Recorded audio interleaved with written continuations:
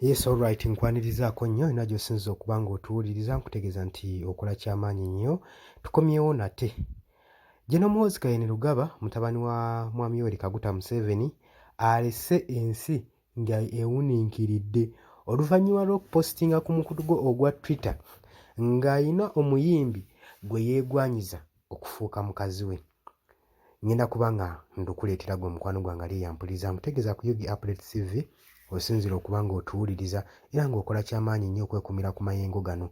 Gw'ayagala otweyungako n'agambye dda gena ali wansi waliwo ekigambo subscribe kikooneko ojja kuba osobola okuba ng'otufollowinga buli ekigenda mu maaso ku mukutu guno ojja kuba ng'okifuna. Teweerabirako na mukadde kubanga ke kakuyambako okufuna notification message singa tuba nga tutaddeko obubaka bwonna gwe mukwano gwange ali eyo ampuliriza.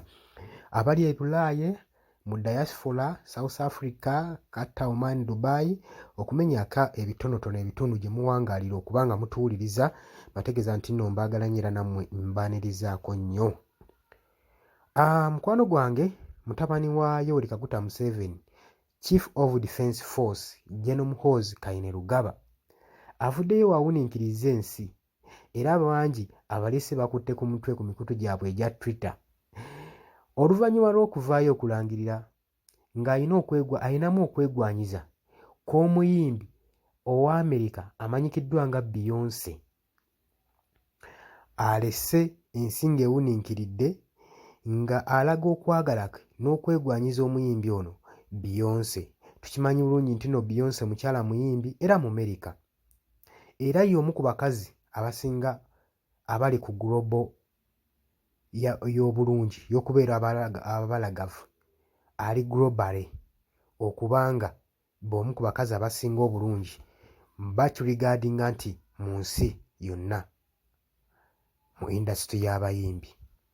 Kakati General Muhoozi Kainerugaba avuddeyo ng'amwegwanyiza n'agamba simanyi ddi we ndifuuka mwami w'akakyala ako ka Beyonce. Agambye simanyi ddi we alifuuka na mukazi wange. Ye simanyi amanyiiko n'okumanya oyo obungi bw'ente z'ennyina oyo. Agenze mu maaso n'okubusitinga ng'eno walaga konsaani ye mu interest ey'okwagala omuyimbi ono Beyonce nga waligaadinga ne ku byobugagga bye nga bw'eri enkola eno ng'enno n'eno mu byobuwangwa by'abaddugavu. Tukimanyi bulungi naddala eno mu Uganda culture zaffe engeri zitambulamu ente ze zisalawo obuzito bw'omukazi gw'onootwala.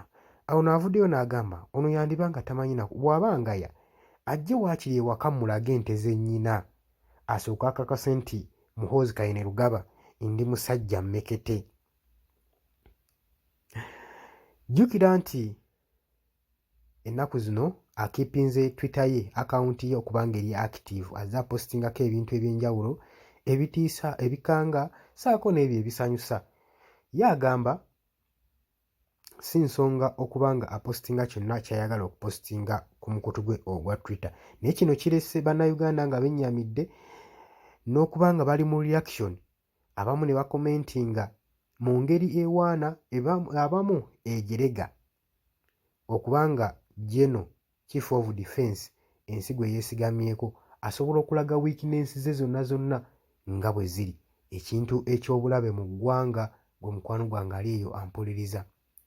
Tetumanyi kubanga nagambye dda emikutu gino egya Twitter gisindikira ddala obubaka okugenda ewala ennyo byandibanga ne Beyonce byamutuuseeko dda oba oli awo. Tetumanyi tulinze reaction egenda okuva ewa Jay-Z. Jjukira nti nno Beyonce mukyala mufumbo era nga bbaawe ye Jay-Z yafumbirwa omwami rapa omutontomi bamuyita Jay-Z. Kati tumanyi message eno webatuukako ngeri ki gye bagenda okureactingamu.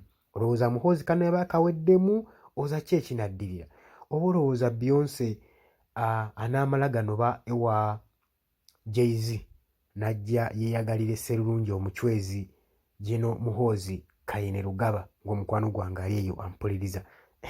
Jangu mu comment section okomentinge otutangaazeemu ggwe okusinziira ku bintu nga woobiraba. Wabula tetumanyi kuba tukimanyi bulungi nnyo nti General Muhoozi Kainerugaba musajja mufumbo. Tetumanyi mukyala waawe ewaka ye bino waabiwulira bimuteekawa era alowooza ki ggwe mukwano gwange ali eyo ampuliriza. Tegeeza nti mbadde bawuliza balungi nnyo, mwebale kwekumira ku mayumba gano aga UG Updates TV. Naye ekirowoozo ekisinga amakulu mu kino nti olowooza eggwanga lyaffe liri seefu nga bakulembeze baffe beexposinga weakness yaabwe bwe batyo.